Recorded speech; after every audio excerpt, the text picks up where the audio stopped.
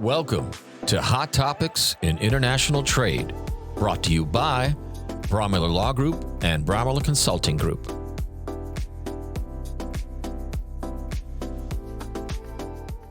This is Bob Brewer with Bromiller Law. Welcome to the podcast. I'm joined today by Bruce Leeds, our of Counsel in California. Hi. Bruce, thanks for joining us. I want to mention, Bruce has been with the firm for, 12 years now? I think it's 11 or 12, 11 or 12, somewhere in there. But this is our educator extraordinaire. This is something. Or something like that. No, he teaches all kinds of things. Now, specifically to this podcast, where we're going to delve into the new licensing on 111. You know, Yes. Bruce is a licensed customs broker, not just an attorney. Passed the exam back in 1981. Yep. Prior to that was actually teaching. Yep. Wow. So you were teaching about this before you Yeah, passed. for 20 years, I taught a class on customs regulations and procedures. Uh-huh. A lot of people called it the broker class. Okay. As 3 hours a week. I did 2 courses a year for 20 years. Wow. And if you did a webinar on this not too long ago. Yes, I did. Well, I did a webinar, about 3 weeks ago, but that was on the export control rules for semiconductors in China. Okay. Yeah. And you're going to actually do one on this, though, coming up. You name it and I'll do it. Well, that's why we're talking about these Okay. people out there. If you want, this man will do a webinar on everything that we're talking about, because we keep these to about 15 minutes. Mm-hmm. If you guys haven't already seen a webinar on the subject, I know there's some others out there. Bruce is going to offer his services there to cover everything else in greater detail. Yep. Because we know this is a hot topic right now. Now, there are 11,000 active licensed brokers out there across the United States of America, right? That sounds right. Okay. Yeah, there's a lot of them. All right. So the whole landscape now is changing. Yep. All right. Tell us a little bit about that landscape change. What they've done is they've gone to what's called a COAC committee, which Adrian and I were both partners in. Yeah. And that's the advisory committee to U.S. Customs to modernize the customs regulations. And this is really like the first product that's come out of that. The COAC committee, which consists of private industry individuals and customs brokers, they made recommendations. Well, why don't you do this and why don't you do that? And so what we're seeing now is an overhaul of Part 111 of the customs regulations. Okay. And this is the first stage of it. There might be more stuff coming later on, but there's some pretty substantial stuff came out just recently. Okay. I think it was October 18, it was in the Federal Register. Yes. And it goes into effect on December 19. Right. Up and coming. New rules. New rules. Yeah. All right. So anything licensing fees for customs brokers is going to change? I don't know. What do these fees look like now? Fees are generally, not much is happening with the fees.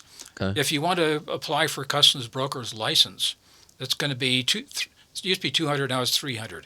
The annual permit fee, and because we're going to be talking a bit about permits, remains at $100. All right. No big deal. No big deal there. And if you're a corporation, you want to be a corporate customs broker, that stays the same at $500. All right. Yeah. What is a big deal, though, might be the new regulations involving what they call responsible supervision and control. Yep. You All got right. it. This is the big deal. Yeah. So let's get a little bit more into that. Yeah.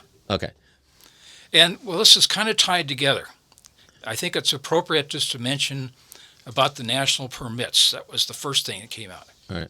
And to be a customs broker and to actually be a real customs broker, out clearing shipments and stuff for importers or doing drawback entries and all that, you have to not only have a license, but also have a permit for doing those types of activities. Yeah. For many years, they have what was called a district broker permit. And that goes back to the old days that even I can remember, okay? And that was when customs had districts Right. across the country. Like there's Los Angeles district was the port of LA Long Beach and LAX and Port Hueneme and a couple of other little places. And I think even Las Vegas was part of the LA district. Uh-huh. And a broker who wanted to clear customs shipments in any one of those places, or all of them, would get a permit for the LA district. Right. Well, then customs did away with districts. Okay. And they went to CEs and so forth, and just ports. But they kept the concept of a district for brokers. Okay. So if you're a broker in Southern California, you get a permit for the LA Customs Broker District. Okay. Okay. Now, they're doing away with that. No more customs broker districts. Okay. What also happened in the meantime, thanks to technology and remote clearances and all that kind of stuff, is that brokers could clear shipments in places where they didn't live, like anywhere in the country. Okay. And Customs started issuing national permits, where you get a permit from Customs to clear shipments anywhere in the country. Okay. And that's what they're going to. Gotcha. And there are still, I think it's 480 district permits are still out there. Okay. Customs brokers that applied for district permits and hold them right now. And what happens to them? They're being automatically transitioned from a district permit to a national permit. They don't have to do anything to make that happen. All right. It just happens. Now, does this, I'm looking at the landscape thinking, wow, does this make it more competitive? It might a little bit. Okay. But I think many of those district permits, I think when the time comes, you find out the brokers are not even active. Okay. So they'll just die a natural death. Okay. And other ones, maybe the broker only exists in one place, and so they don't need a national permit. They're in one place, and they got a national permit, but what they're doing is going to change. Gotcha. What about this Customs has imposed some new responsibilities on Customs brokers associated with obtaining relationships? Okay, now, that goes back to why I mentioned we have to talk about the permits first. Okay. Now, to apply for a permit, you don't just fill out the form and attach a check and send it in. Okay. Instead... Because that's too easy. Yeah, that's too easy. Instead, and this is part of the new changes, is that they're expecting you to provide them certain information. Like what? A lot of information. Like what? Peeling the onion? Okay. The IRS?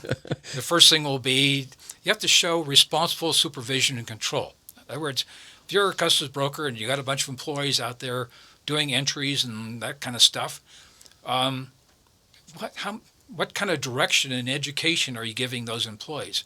How are you supervising their work?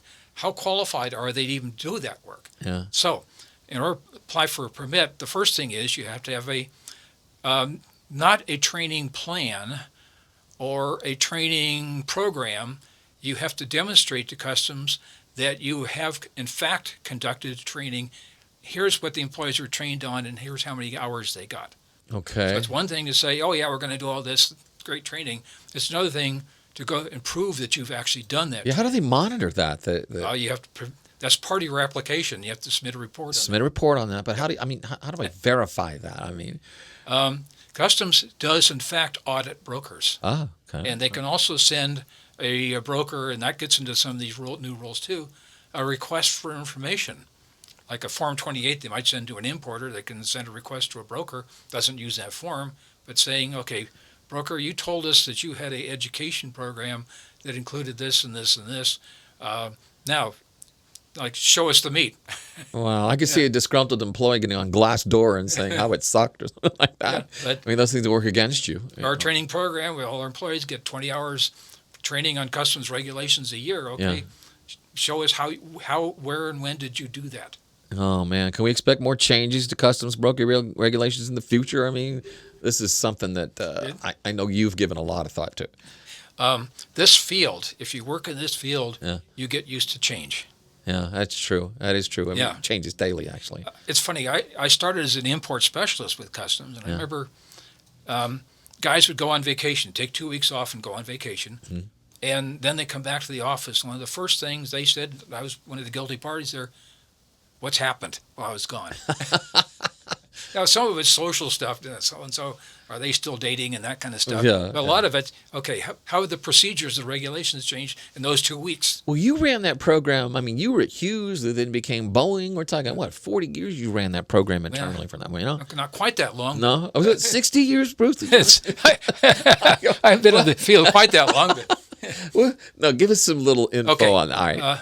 I started with U.S. Customs and as an import specialist, and I became an import specialist team leader at L.A. Airport. Okay. And I specialized in a couple of commodities.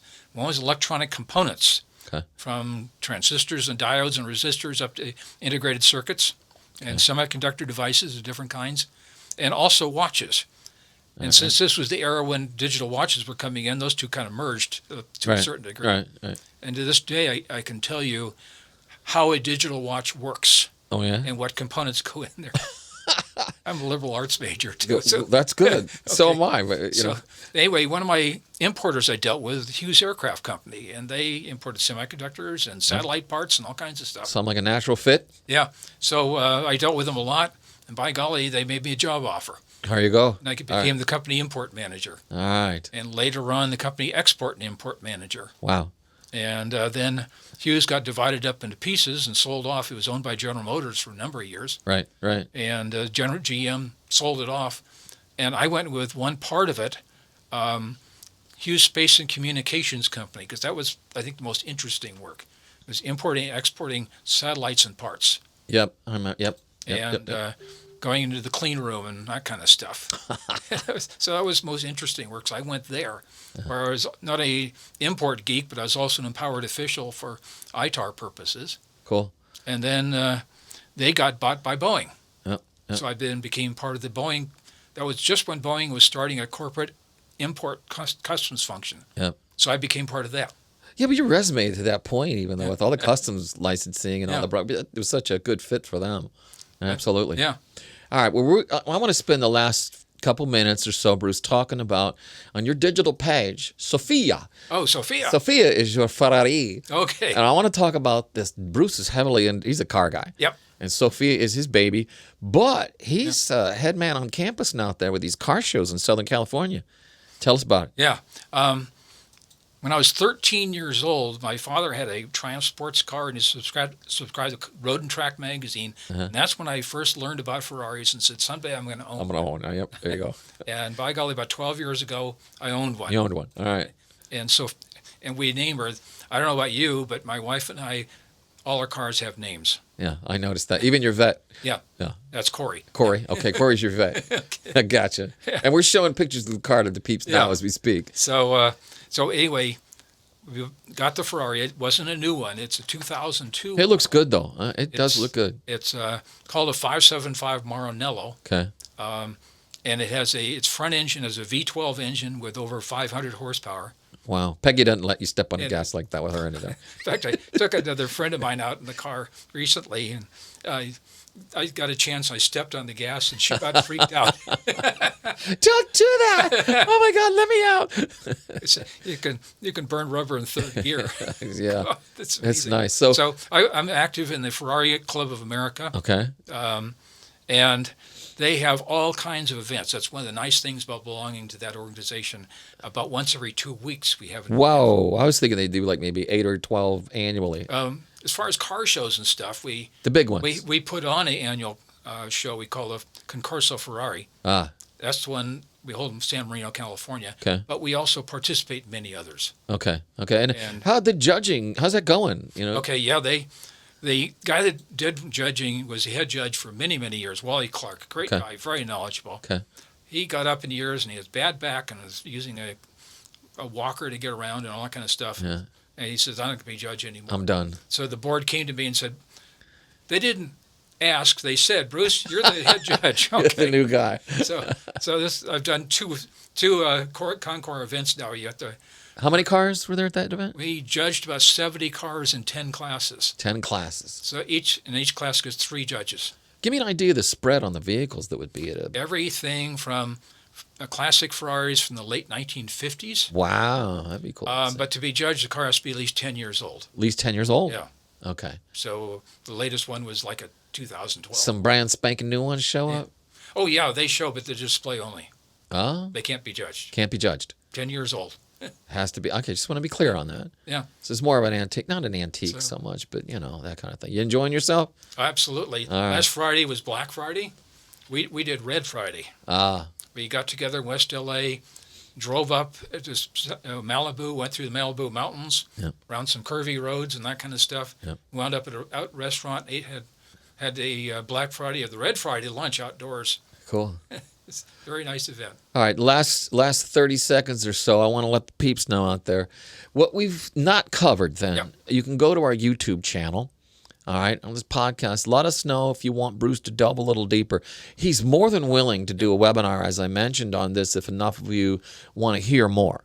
Yeah. If you haven't already seen a webinar, and I know there's some others out there right now that are going on, but We did. I think I did about 6 webinars last year, at least 6. yeah, but we might need this one, and you're volunteering Yeah. for it. I- Bruce will do it. I was in the Army, so I understand about being volunteered. That's right. He's a veteran too. I forgot to mention that. But no, and I appreciate you stopping by Yep. and chatting with us about this. And if need be, like I said, we'll take it a bit further. Yep. All right. Thanks, everyone. See ya.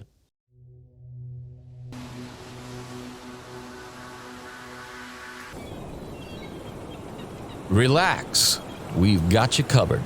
Global trade compliance to us is just another day at the beach.